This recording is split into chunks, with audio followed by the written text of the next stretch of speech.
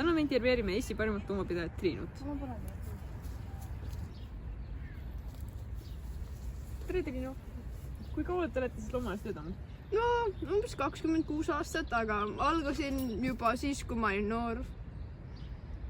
Mis kohast te siis loomaaias täpselt töötada? Ma kuulen, et on päris palju erinevaid sektoreid, et millises sektoris te töötate?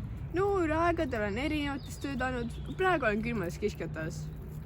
Kes sinna külmade kiskjatele täpselt käivad siis?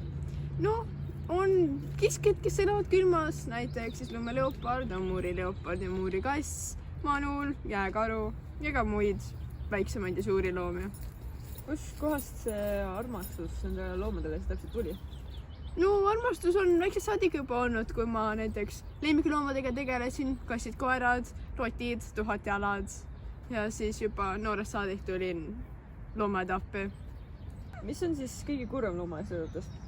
Eks kui mõni loom sureb või kellega mingi terviseprobleem tuleb välja või eks kui keegi tore töölt ära läheb.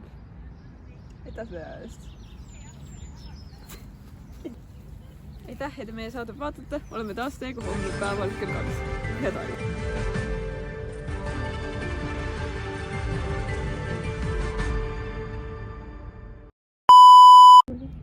See on lebatriinu ja ta on 2 täpi triinu. Oh yeah.